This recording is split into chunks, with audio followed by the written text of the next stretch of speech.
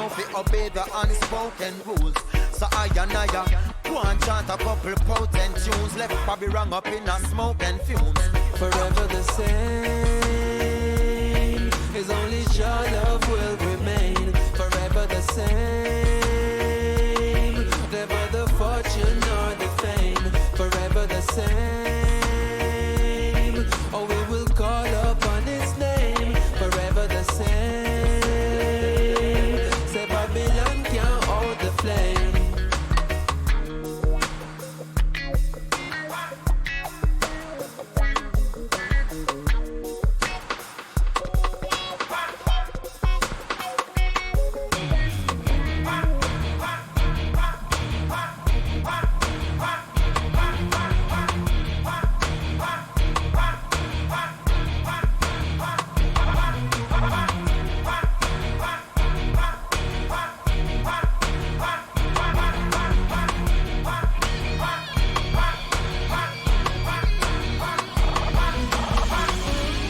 And our 24-hour live stream continues here on International Reggae Day 2020, coming at you live on ireggaeday.com, chock full of information about reggae music, reggae artists, the history of reggae, the future of reggae, and so much more. This year our theme is from jam rock to hip hop, and right now we're going to jump into our second panel for the day, which is coming at you live from St. John's University in New York, and they're going to be talking about, they're going to be tracing the influence and linkages between Jamaica's music culture and the growth of hip-hop. So this is literally snack dab right in the middle of what our theme is today, from jam rock to hip-hop, and I'm going to toss it over to our moderator right now, Cameron Weber, who is an economist and historian, adjunct professor at St. John's University. Guys, take it away. We can't wait to hear what you have to talk about.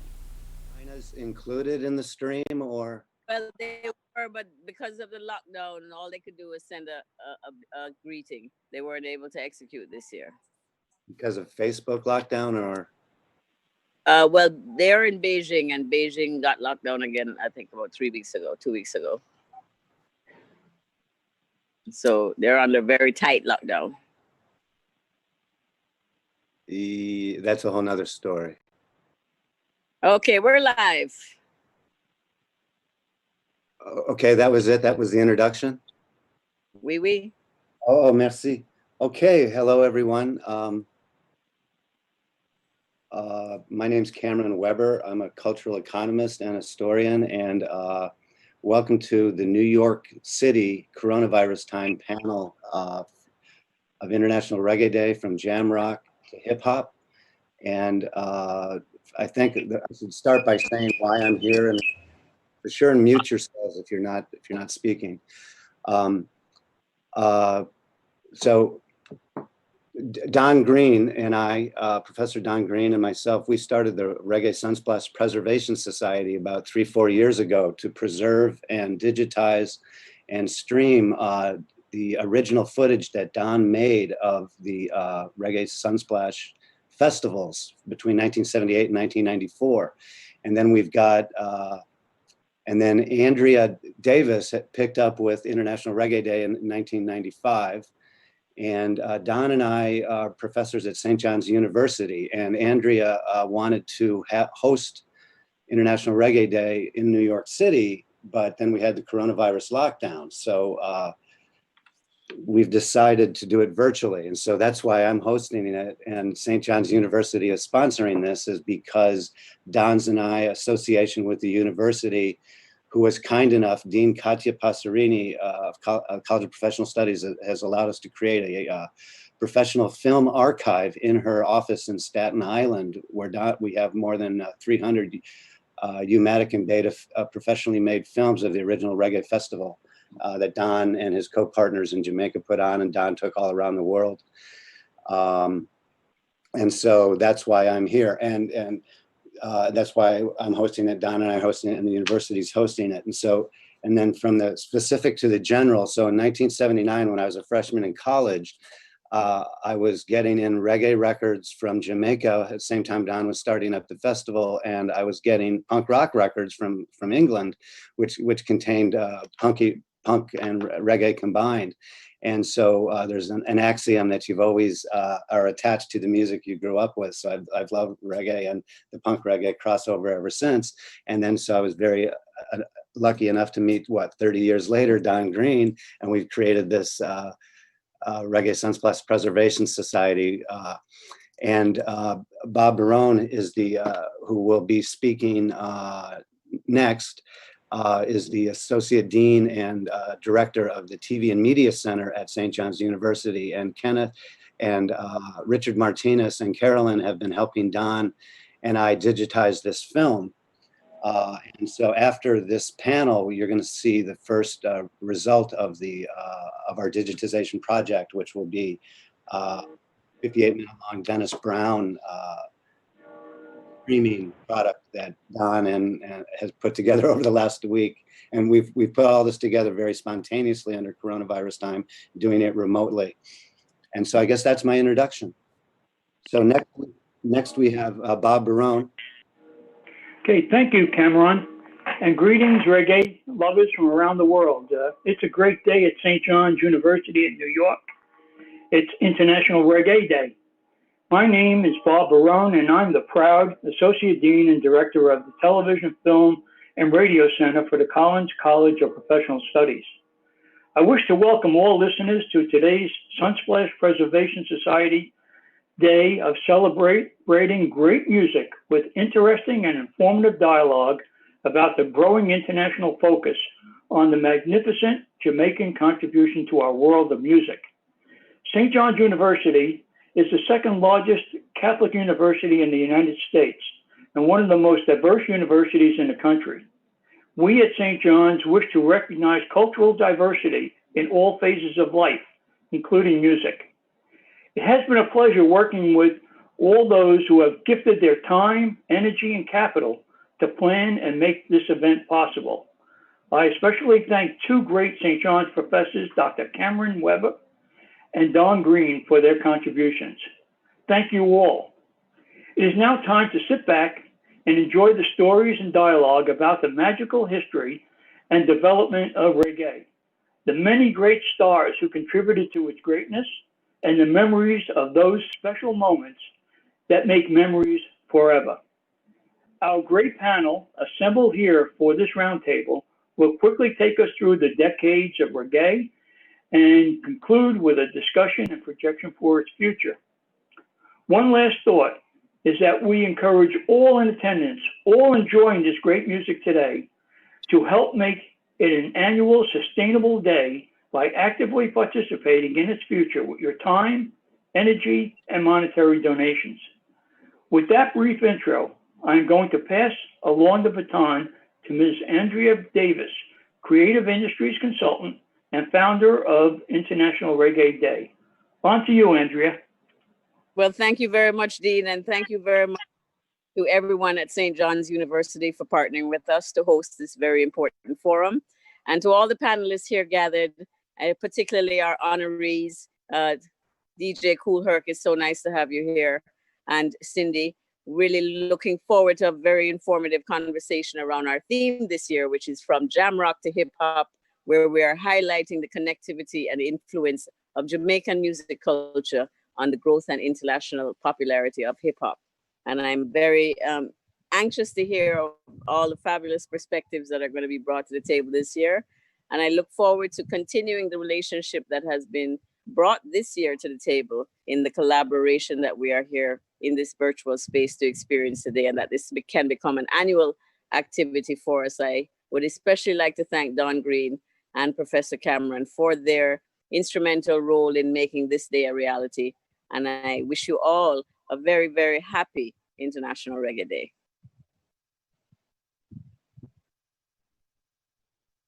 I'll throw it back to Professor Cameron. Thank you, Andrea. Right, Andrea and her team have been very helpful as well. Very professional, good to work with. And Andrea said when we talked about this, we're exploring the roots and branches. So we're looking at cultural history, we're looking at musical history, we're looking at changing technology, changing times. These are indeed very interesting times we're living in. And I just wanted to. I'll just give you some context. Here's the Economist magazine. June 27. And here's the Schumpeter column. Joseph Schumpeter is known for his creative destruction. And so the emphasis on creative. So here, live streaming will change rock and roll for the better, or any type of music. Schumpeter, so creative destruction. The column putting a positive spin on this, saying that monopolies like Ticketmaster, quote unquote, monopolies like Ticketmaster no longer will control the live performance space.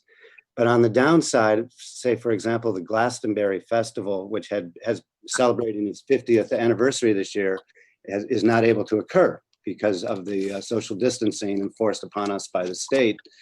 And so what I'm saying is that this is an uncertain time, and when we get later to the DJ stuff, we're going to talk about, and perhaps in the conversations of the panelists can talk about how you are coping with this now uncertain structural change in society, and then DJ Kool Herc himself is a innovator of creative destruction. But next we have Pat Meschino, a journalist of Billboard magazine, who's going to tell us. Here's another example. I live in Brooklyn, and every year they have the Brooklyn Music Festival at the band shell in the park, and you'll see that that's not happening live everywhere. So it's all virtual reality today. George Orwell come to life. So the next we'll have Pat talk to us about her experience with reggae as the reggae journalist for Billboard magazine. Thank you very much. It's a pleasure to be here with all of you on this esteemed panel on International Reggae Day. And my presentation today is about it's an overview of the 1990s, the increased dialogue between hip hop and dance hall, keeping with the theme from jam rock to hip hop, and which hip hop was used to broaden dance hall's reach in the US, and to perhaps entice media who were unfamiliar with this sound coming from Jamaica in the early 90s, at the time when major labels took an interest in the music. But before I get to the 90s, I would just like to go back to 1985 to look at two songs. The earliest rap reggae collaborations that I'm aware of. Maybe there were ones before, but these are the first two I was aware of. The Run DMC and Yellow Man's Roots Rap Reggae. And for those listening who might not know, Yellow Man was the biggest star in Jamaica in the early 80s through like 85, 86, still very much a vital force today. But, just to put his stardom in perspective, he was an icon in the music, still is. And Run DMC goes without saying, icons of rap. But yet these two icons came together on this song. It was pretty lackluster, and it didn't really, excite the way it should have given the talent involved. But there was a second reggae hip hop track in 1985, the Fat Boys Hardcore Reggae. Now that featured the Brooklyn Rap Trio alternating between rapping and toasting on a reggae rhythm and shouting out names of reggae legends. And the song was really an engaging, authentic rap tribute to reggae and dancehall. And it had a great video that included several Brooklyn-based Jamaican reggae pioneers such as Mikey Jarrett, Denroy Morgan, Welton Irie, and Sammy Dread. And the reason I cite these two as important to the 90s is because they represent what would happen as the 1990s hip hop and reggae collaborations began to proliferate. And some featured artists who were, genuinely enhanced each other, and there was a real connection that you could hear on record. Others just felt like they were phoned in, just a gimmick that didn't work. But the increase in these reggae rap fusions was due to the phenomenal success of Shabba Ranks, who was signed to Epic Records in 1989. And Shabba did so much to break down barriers for the genre. He won 2 back-to-back Grammys in 1992 and 1993, respectively for As Raw as Ever and Extra Naked. And As Raw as Ever became the first reggae album to top the R&B charts.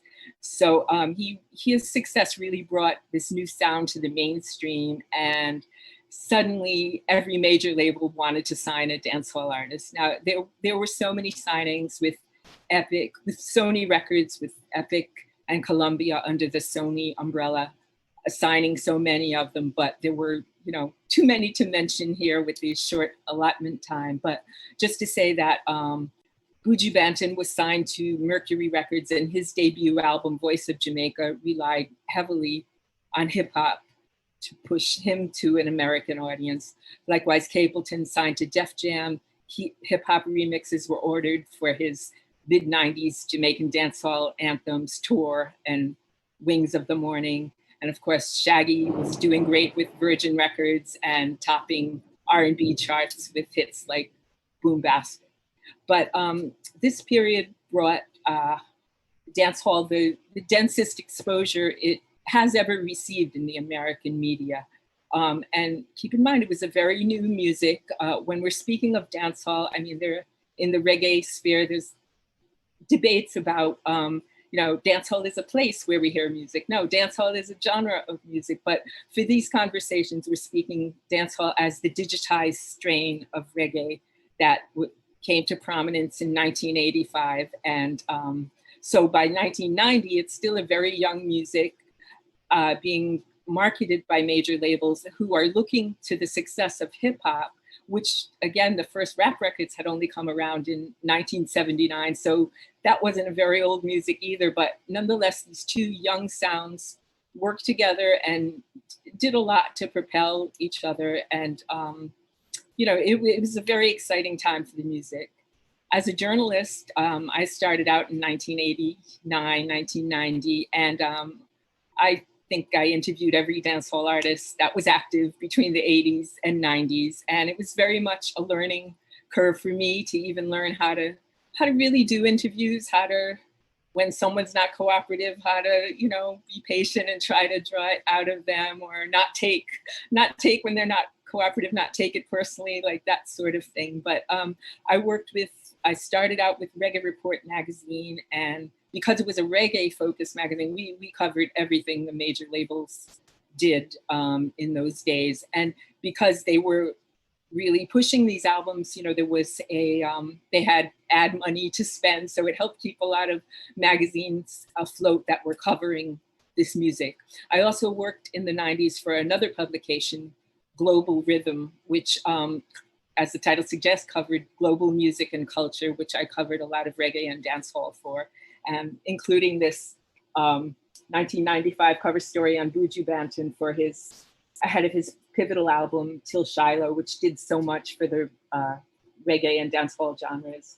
And then a later cover with Beanie Man in 1998. And I also did some freelancing for The Source, and that was very important because it was a hip hop publication wanting to cover reggae. And Herc, I interviewed you over the phone for a story back in 1999. It was called Roots Rap Reggae. Unfortunately, I don't have the publication anymore. I really have to look into the archives to get that. I have a little picture on my phone. I can show you later, though. There's a picture of you. But it was such a pivotal story, and you were so significant in telling that story for obvious reasons. And I just felt so honored to be able to do that in a publication like The Source. And I could go on, but that's a great place to leave it.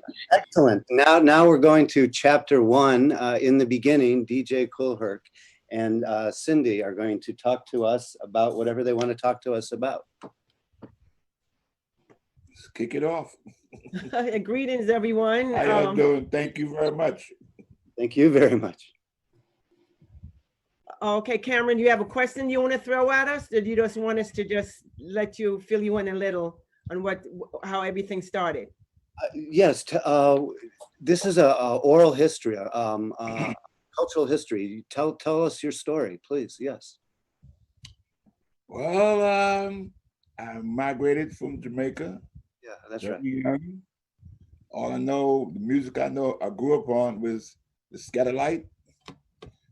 and Byron and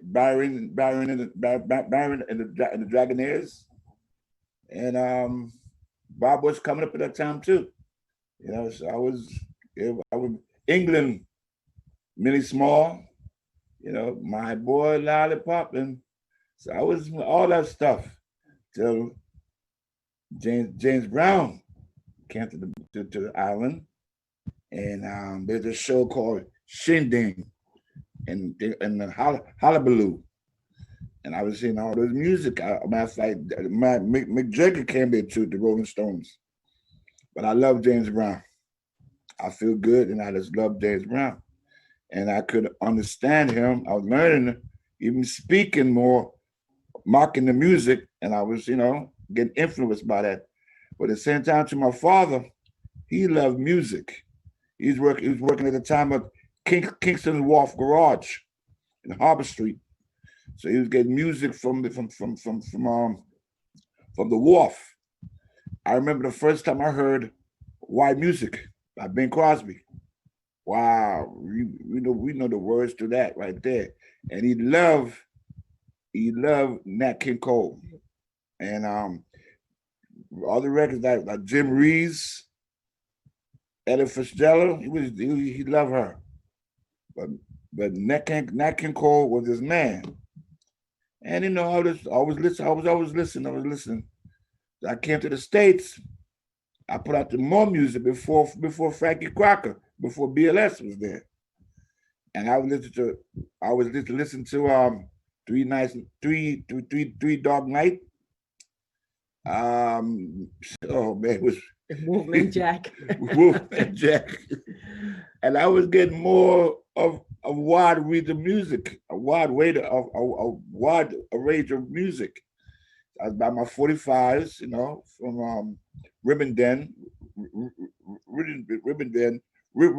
call Ribbon Den. That was on Tremont and by Arthur Avenue. And I love it.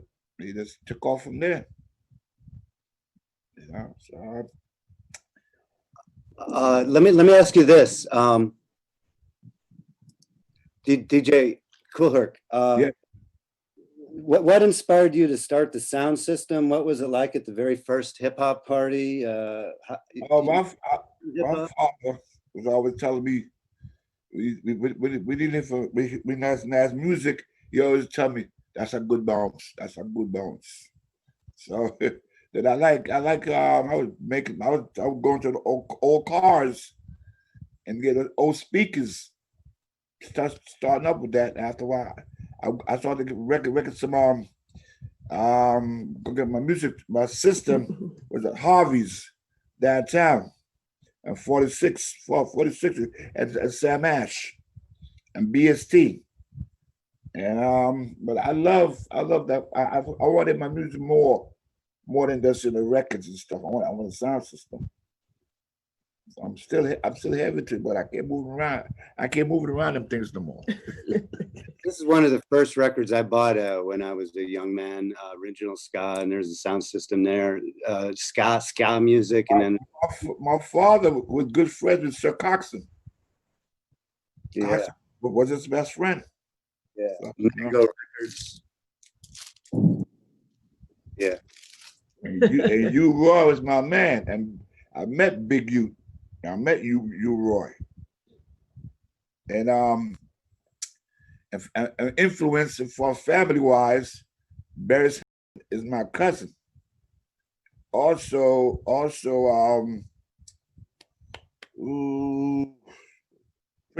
Prince Buster. That's family. That's my family too. yeah. All those great studios in Jamaica, in Kingston, Jamaica. All those great studios that people had to work in and work with. Right. Well, as far as my part coming in, Cameron, I knew Herc had all the sound system and the equipment in his room because my father, you know, with his friends on the weekend, sometimes they would play for events, and, you know, Herc would go along with my father. So my thing now is that I had a summer job and I worked, and I wanted to increase my money to go back to school shopping. So this is where my part comes in as the first hip hop promoter, and Herc being the first, I guess, hip hop artist. The building that we lived in was 1520 Cedric Avenue. That's on the west side of the Bronx. And it wasn't a project, it was a building. And inside the building, they had a recreation room. The recreation room was a room. Call it the rec room. Like now, yeah, we call it, the kids would call it the rec room. So just to sweating things off. Too. So We go up here too that we play in. so this is my way of thinking and my innovation, you know, how I could manifest this and bring this all together. And that's how everything was put together. The room that was there, you would rent it for $25. So if you had, say, a wedding or a party or christening, you would do it in there. There was a kitchen, which I love because there was a stove in there. We had the room where you would dance. There was another storage room where Herc said, when I asked him to play, to put his equipment in there. You want to say something? People never saw me play. I would pick out, look out, so how the party going, and go back to the room. Or they would hear the music, but they would see me. So, and then I noticed it was 2 bathrooms in there. I said, great, we can have a bathroom for the boys and for the girls. And that worked out good. So when I went to the management office, it was in the building. That's the funny part. We have a, I call it, we used to use the lights after the strobe light. So we just flick it up, have an effect. Yeah, because we were kids, you know, as teenagers, so we couldn't afford all these things. So we figured Mike was a guy named Mike. So I said, Mike, it's part of Herc's crew. Your job is gonna be when Herc says, Mike might hit the lights, he stood by the light switch at the door and he would flick the lights whenever Herc told him. So these are things we were doing, you know, creatively on our own. So when I went to the building management and told him what I wanted to do, he said, well, everything sounds good. You need your parents' consent in order to, you know, to get. He said, sure, no problem, because, you know, I'm a daddy's girl. And I knew my father would do it, and he would love the idea that we wanted to, you know, do something like that. So I took him the application, he signed it, and now all that is done. How do I promote this party? Well, Herc was pretty well known in the area because of, you know, his height and his basketball player. I was a graffiti and artist. A graffiti artist. That's where my name comes from. So my father did so I had to graduate from off the wall. No more of that. And my name pop up. That's where my name comes from there being a graffiti artist. Then my father tried to call me Herc. I was surprised, like, wow. So I had to organize everything. Now, where we live was a building with no stores or anything to get there. Once anyone left to go to the store to buy a soda or get something to eat, I knew they weren't going to come back there. So my thought is, I told my father to take me to the wholesale store so I could buy the hot dogs, the rolls, the mustard, the relish. I wanted to make sure everything was there. As far as refreshment, we did that wholesale. We also had Old English 800 and Colt 45. You're coming from Jerome Avenue to the Deegan. That's a stride right there. So that's what we call it, the Valley. Yeah, the building was called the Valley. So my father did all of that. And the thing is, it was well supervised because our parents were there in the lobby and parents from the building were there also. So we never had any problems. We never had any fight. It was like something for the parents to do at the same time too. And I tell them, listen, don't start no problems here. Behave yourself. Otherwise, I'm not having it. Any problem, any problem, y'all, the both sides go and take care of your business. Yeah. Then later on, we give the block party. We couldn't come back there anymore because it was crowded. But later on, come to find out, Keras One actually was the first building was 1520, second was 1600. So I should do my graffiti work to tell people this is where you come. My name, my only tag to let them come down to the valley. So this girl, Keras asked me, said, I want to ask you something. Is that your only tag or by Undercliff? I said, yes. They say, I want to find out who did you did yourself. So it's a picture with a young lady behind by my tag. He said, Herc, that young lady in the picture, that's my mother. A little bit of history right there. He was a kid. He couldn't come to the party. He heard the music, but he wasn't there. But let me ask you this, because we got to. I just wanted to say one of this story. My mother was involved. There's an 8mm. Our mother was involved. There's an 8mm film that you can, that we own, but it's on YouTube. You can find it, and it shows you one of the parties in the recreation room. I'm in it, and there's a woman in the kitchen. I told my mom, you have to be in the kitchen. You're gonna control the money, because everybody knew Miss Campbell. So I gave everybody what to do. To make everything happen and flow the way it did, and it was a success. And my DJs was there. Is Kool Herc and also Clark Kent, and Timmy Tim, later on Blackjack, and all the folks right there. And this is the first time I'm skipping to it. Our first Biggie. This is Biggie. This is right here. I got to block it up, so so this is us. People are going to be angry with me if I don't ask you this question. So, where did the name hip hop come from? It's two things between Lovebug Starsky and Busy B. It was the hop and the hop and the hip and the hop.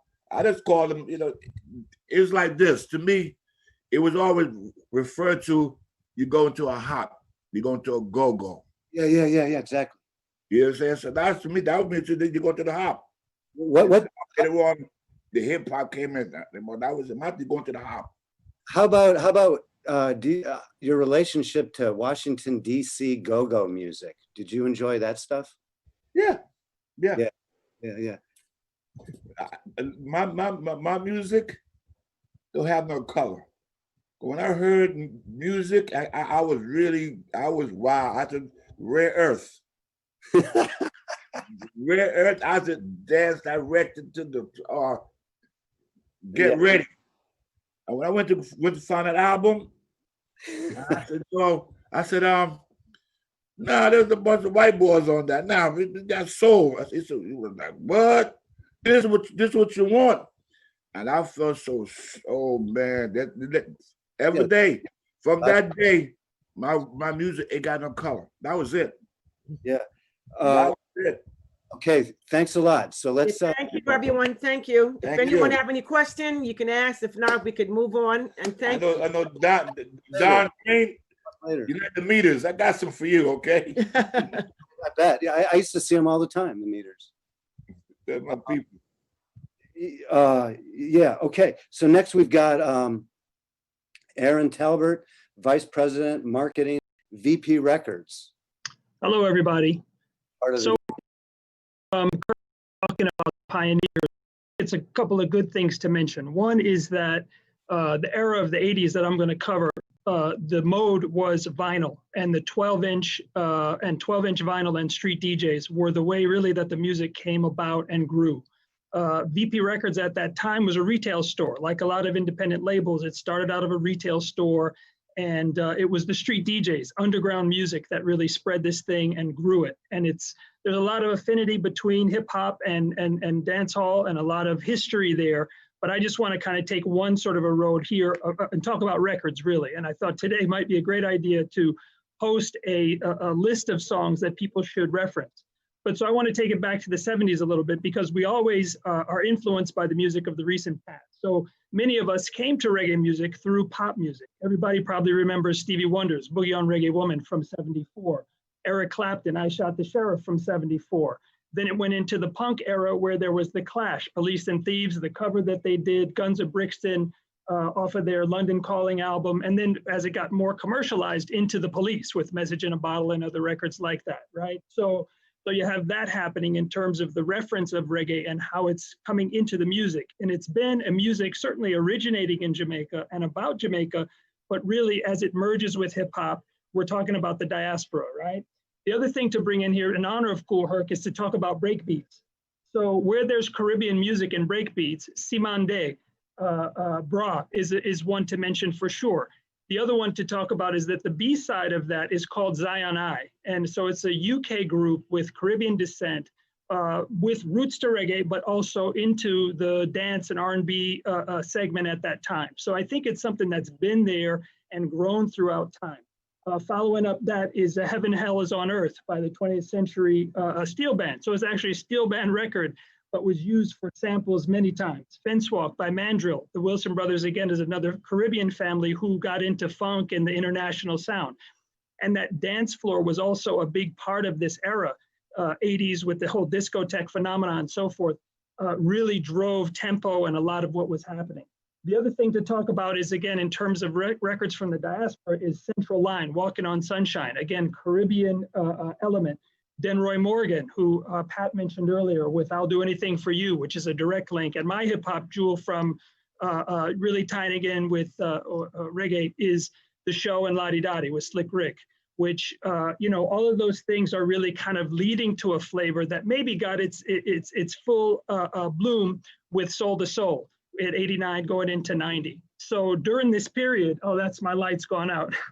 During this period, the idea is that the music is growing. It's happening along the lines of the migration of people from Jamaica into Toronto, into England, into New York, and so forth. And that that really spread the music along the streets and street DJs.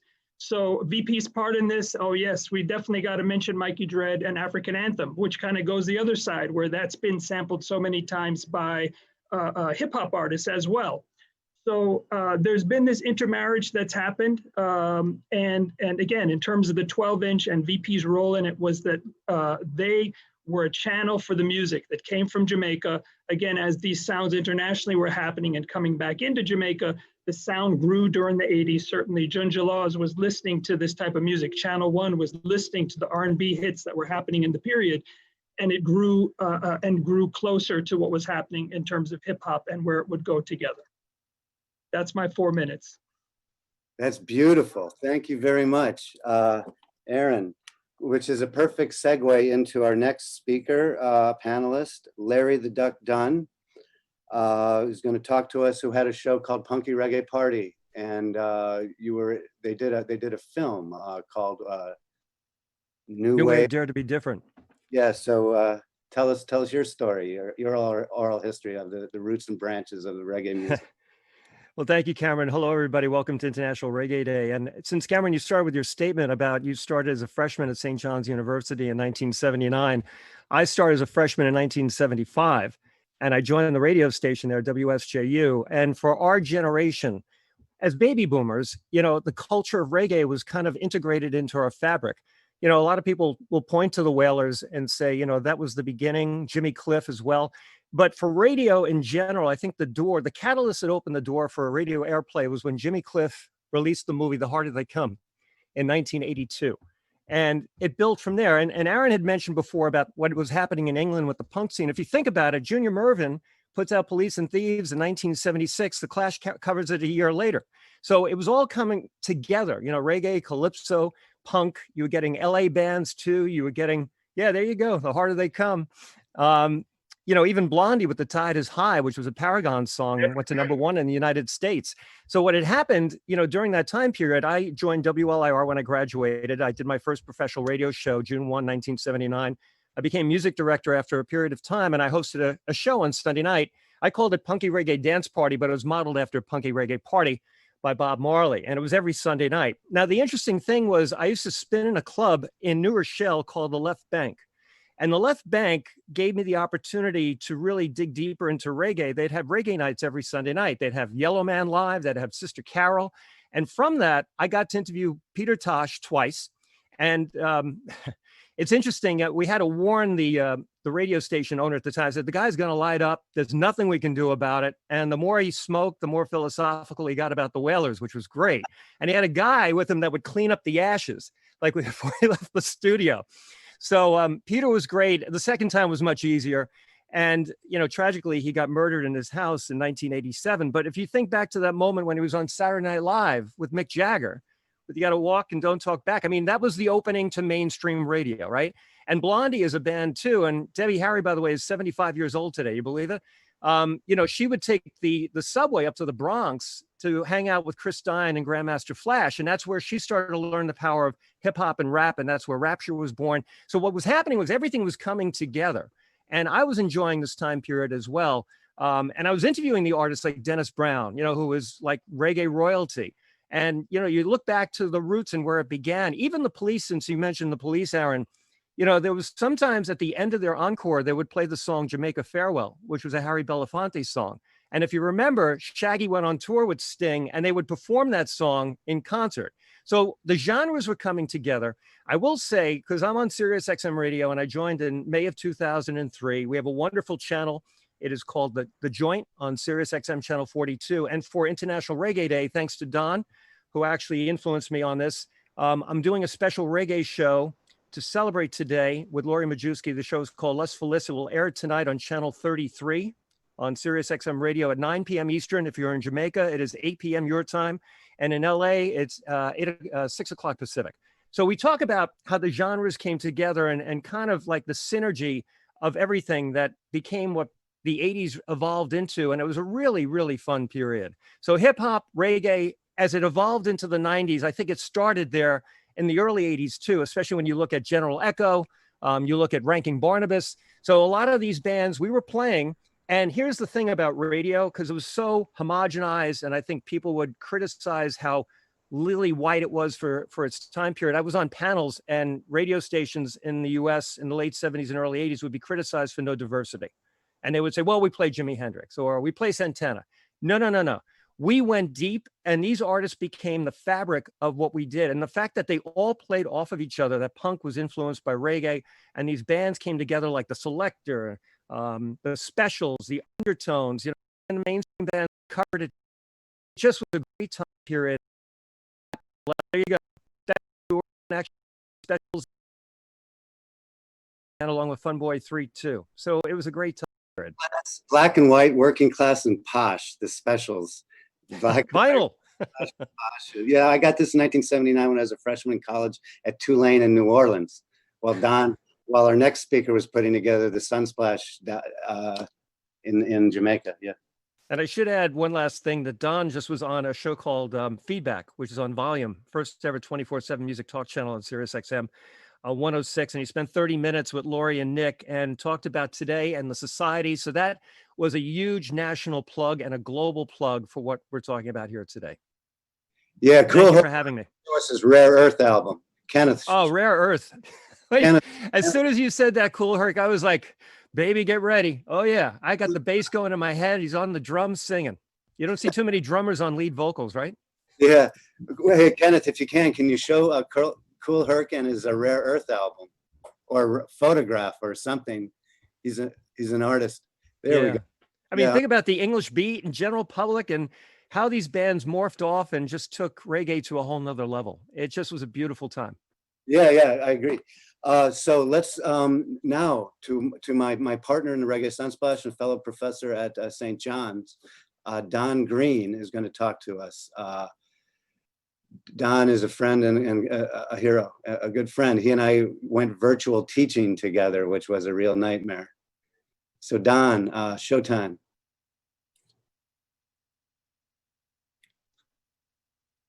Happy International Reggae.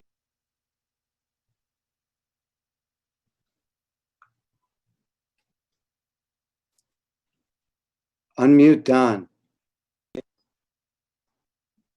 Hello. Yeah. Happy International Reggae Day, everyone. Greetings to music lovers all over the world. We have such a huge and wide and diverse community of reggae music lovers, not only in Jamaica, in the United States, in the United Kingdom, and the growing market, Africa. My friends in Kenya, Ghana, Uganda, South Africa, special shout out to you. All right, my name is Don Green, and I am the co-founder of Reggae Sunsplash. We started Festival in 1978, June 23rd to the 30th, 1978. That was huge. 8 nights of reggae music. The music started at dusk and went on until dawn. It was something that had never been experienced before. And those people who were present at the first Reggae Sunsplash, they will talk about it for the rest of their lives. All right, so it was really great. In 1979, the following year, we were graced by the presence of the Honorable Nestor Marley. Bob Marley performed on Sunsplash, and that took Sunsplash to a whole new level. We had over 300 journalists coming from all over the world, from as far as Japan. The Jamaica Tourist Board, they were really freaked out to see so many journalists coming from all parts of the world. And the first Sunsplash in 1978 was really an experiment between the Jamaican Tourist Board and Synergy Productions, the production company that produced and promoted Reggae Sunsplash for all these years. It was an experiment because prior to 1978, all the hotels and the entire tourist industry would come to a halt. We would close down all of that for the summer period because summer, the tourist board figured summer took place in North America, in Europe, and in Jamaica at the same time. And summer meant going to the beach, right? So they figured nobody would want to come to Jamaica to experience our beach during the summer. So we had to think of another idea, and hence Reggae Sunsplash was born. So it was really a good experiment because it has really created an entire tourist season. It went down very well. In 1978, in 1979, Bob Marley performed in the festival, took it to another level. In 1981, the entire music industry came to a standstill, May 11th, 1981. That's when Bob Marley transitioned. And at that point, it's as if Reggae Sunsplash got new meaning, new purpose, because we know we had to carry on the music. And all the experiences that I've been hearing since morning about the 1980s and the 1990s, Reggae Sunsplash was the platform where all the people in the industry met. So it was very interesting. 1982 was a special year also for Sunsplash. We had Denise Williams, the Princess, performing on Sunsplash. We had IRD on Reggae Sunsplash. Also important, Yellow Man the stage at about 5 o'clock. I guess it was Friday morning because Thursday night was the night we devoted to dance all night. And it was really an amazing event. Not only was the park filled inside, but on the walls, around the park, in the trees, people just wanted to see Yellow Man.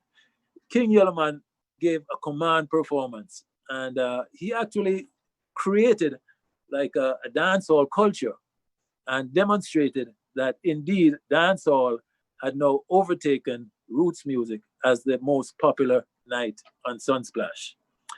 1984, we took Sunsplash out of Jamaica for the first time. We went to Crystal Palace, and that's Crystal Palace football grounds, where we see all the Premier League matches being played. And we filled it up. We were sold out at Crystal Palace, 1984. So good was the event received by so many West Indians living in England, and they had been primed already by what was happening. So we had a great festival, 1984. In 1985 was a very breakout year for Sunsplash because we started our first US tour, and that would continue for the next 10 years. The first US tour started with Dennis Brown, Gregory Isaacs, and Third World. We had backup band was Lloyd Parks and We the People. And that was something else. First time we tried it, we went to Radio City Music Hall. We sold out Radio City Music Hall twice in 1985. And then we went to the Greek Theater in Los Angeles. We actually covered some 35 cities across the United States with our first tour. And the Greek theaters in Berkeley. Berkeley. Yes. We played there too. So that was 85. In 1987, we had another watershed event. We had arguably the biggest reggae event ever to take place. And this took place at Clapham Common grounds in London. We had some 300,000 people attending Reggae Sunsplash. And it was a park that was filled with families, children, mothers, fathers. It was really a beautiful sight to behold. And Don, not Yes. one single recorded violent incident, right? Not one major incident. 300,000, not one single. 1987. In 1990, and I got to finish up quite soon here, we did our first pay-per-view. First time reggae did a pay-per-view event. And we did it in the tri-state area, Connecticut, New York, New Jersey, and we broke a record. Our pay-per-view buys were more than the World Cup for that particular year, 1990. So today we have something very special. Dennis Brown, we think very coincidental, born July 1st, 1957, and transitioned July 1st, 1999. Much too soon. Dennis Brown was the most popular artist on Reggae Sunsplash. He performed approximately 15 times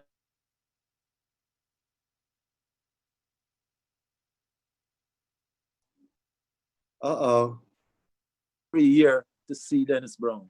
So I think it's really fitting that after we are finished here, we are going to show you 1 hour command performance of Dennis Brown, which Reggae Sunsplash Preservation Society is happy to present. And we will be releasing more footage and bringing each artist into some kind of context so that others can see the foundation that these reggae artists set. I think my time might be up. Don, I want to ask you a real quick question related to our preservation project. You said something when you negotiated the rights to all these performances, and then you called it third world music with first world recording capacities, or what was that? Yes. We were having a festival in the third world, but it was always our goal to employ the highest standards, the highest production standards. So we got the best cameras. We rented cameras, Ikigami cameras and Sony cameras, took them down so that we could videotape our event. So that's why our footage is so good today. Yeah, right. So thank you, Don. So next up, we've got 3 DJs who are St. John's University graduates. Kenneth, I guess I should be on the screen now. Don, so Don can relax. Yeah, okay, so next up we've got DJ Shug, an entrepreneur, and then we've got Mktg, who has the #1 reggae podcast in the world, and I assume that's doing pretty well right now, your podcast. I wanted to ask you that question. How's that podcast going right now? And then DJ Mad Max, who is the student general manager of the St. John's University Radio, WSJU. Thank you. So first up, we've got Mktg. Why don't you tell us about how your podcast is doing? And you're a DJ. How's that working under coronavirus time? Well, and first of all, I want to say thank you, everybody, for having me on the panel. I appreciate it, and happy Reggae Day. The podcast is actually doing well. We get approximately over 30,000 downloads a month. So it's been kind of doing that for a little while. It has had a slight uptick since the coronavirus pandemic started, but other than that, it's been pretty steady over the last few years. I started DJing back in the 90s, buying records from VP and on Jamaica Avenue and other record shops and stuff like that. So you're on the edge with the podcast. I'm sorry? You were on a cutting edge. With the podcasting, it started out. I started it a while ago, before it became popular, and it's still one of the. It's a great thing because it reaches people all over the world. Right now, we've been downloaded in over 90 countries, but a lot of downloads in Africa, a lot of downloads in Europe, United States, South America, all over the islands and stuff. But at the same time, it seems like the most people in our industry aren't really used to podcasting yet. So it seems like it doesn't get a lot of the, I don't want to say credit, but it doesn't get the recognition kind of because podcasting isn't that popular in our industry.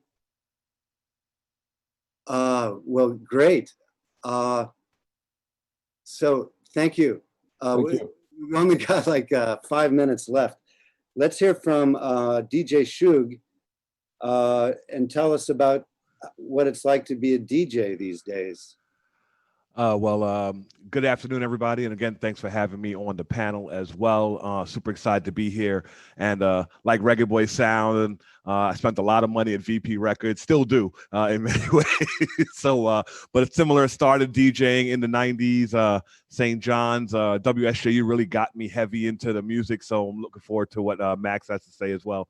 But really, DJing out there, I think the biggest thing I could tell you with reggae music, what's most exciting, I think, is the impact that it just continues to have on the music industry.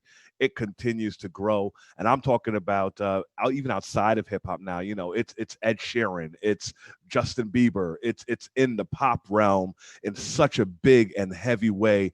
And, it really is, it's funny. I'm in a group. I actually was talking to Maxi Priest last night, and he was telling me how he got started and shagging. He was on Reggae Sunsplash as well, and talked about his experience with Dennis. And really, he said the same thing. It just continues to grow, and he's, it really is something that is changing the game. I would say the biggest thing that we have to look forward to, and I think what the Caribbean has to figure out, both in reggae music, soca music, who also has adopted a lot of the dance hall rhythm kind of feel, is how do we maximize the way people listen to music today and stream music today. There's so many platforms that are outside of radio that we have to make sure, the versus battle with Beanie Man and Bounty Killer is a prime example of how do you maximize these digital platforms for exposure. And I think that really is the next realm, if you will, for reggae music, and where we have to figure out how to grow a podcast. 30,000 people is wonderful. It's number one, but how do we get that to millions of people every week downloading reggae music? So I think that really is what we're looking for there. So it's all about digital content and how we monetize it for our artists and for the culture and for the music. Communication and stream media. That's a word from culture. At least during this coronavirus time, digital communication and screen media. Absolutely. We got 3 minutes left. Let's hear from DJ Mad Max, Max Coughlin. Tell us. It's an honor to be here. Yeah, tell us about St. John's Radio. Have you been keeping it going during coronavirus time in the last 3.5 months? What's the future of radio? Well, I definitely think that this is the future of the radio, because I had a conversation with another DJ the other day. Just it's less liability for hosts to be in the building at these big corporations and big stations. So I definitely think that this could be the new norm for radio, perhaps. And it's easier, you can just get out of bed or just work from your home studio, basically, and do your own show. And I think it's easier. You don't have to commute. And people prefer that nowadays. I've been able to run my show from home, and I enjoy doing it. It's just, I get to mix live. I've been able to stream live. I stream live for my YouTube channel and do my shows every Monday night at 8 p.m. and Wednesday night at 9 p.m. Eastern time. And I've really enjoyed it during the coronavirus, because it's an unfortunate time. The fact that I'm still figured out a way to still do my show, it's just a great time for me. Just continue to do what I love. But just to relate it back to reggae, because I know we discussed what we were going to discuss today before, how it has evolved at WSJU Radio, reggae music in particular. There's been music that has been played, a variety of it from different time periods at different shows. throughout the time. WSU radio started in the 70s. So you always had different time periods playing on people's shows. My show is based on 90s hip hop, R&B, and reggae music. So I tend to go to the artists from the 90s, such as Shabba Ranks, and just relating it to jam rock to hip hop. The big Shabba Ranks song that I'm a big fan of is a song he did with Chub Rock, Two Brethren. It's a big song in my opinion. It's really classic, and it just combines the two genres. And that's something that I always found interesting, just hearing a classic hip hop artist like Chub Rock and Shabba Ranks. It's the best of both worlds. All right. So that's it. We have completed our, it's 2 o'clock New York 1 o'clock New York coronavirus time. So that completes our panel. And it was very, very good. And I thank everybody for coming and participating. So have a good one, and we'll see you next time. From jam rock to hip hop, that was the theme for our panel discussion, which will continue, but of course we must move on. And that also is the theme for International Reggae Day 2020, coming at you with a live stream. 24 hours, we've been on since midnight. Last night, we're going to go until midnight tonight. It's been a marathon, but it's been one of those marathons that you enjoy every step of the way. We have people working behind the scenes assiduously just to ensure that this stream is as seamless as possible. And of course, our social media happening. Got to say thanks to all our interns that are here that's helping us out. Queen Soul on location. She's in the back there trying to video me as I do this. I'm not ready for the video later, you know, my girl, but you don't know. And also to Andrea Davis, one of our executive producers, Deborah Hickling-Gordon. There's also another executive producer, Lisa Ogilvie, and myself as we put this together and enjoy it as we bring it to you. All right, so thanks to St. John's University, VP Records Jamaicans.com for helping to keep our audiences connected and informed on that live panel discussion just now, and our moderator, Cameron Weber, and panelists and all our other participants. Thank you so much for all the information that you shared with us. Undoubtedly, you enriched our thoughts and our minds. All right, so now we're going to dive into our archives, like real archival material. We're going to jump into Sunsplash back in the 1990s, in the heydays of Sunsplash, if I might say so myself, and pull something out, bring to you that you've never seen before. It's going to be coming at you from the gentleman who is dubbed the Crown Prince of Reggae by Bob Marley himself. He was discovered at 12 years old when he did his first hit, which was a cover of The Impressions. He has released some 84 albums, 7 live productions, and countless singles over the course of his 30-year career. Talk about prolific. Can you guess who I'm talking about? You don't know? You don't? Sure? Ladies and gentlemen, put your hands together, put your feet together, put your eyes together, cross them, whatever you need to put together to bring next up on stage on the live stream, Mr. Dennis Brown. Well, now. Hey. Whoa, well. The promised land. Going to the promised land. Yes, the promised land. Oh gosh, now to the promised land. Well, make a step down to Asmara. Then we stop in Addis Ababa.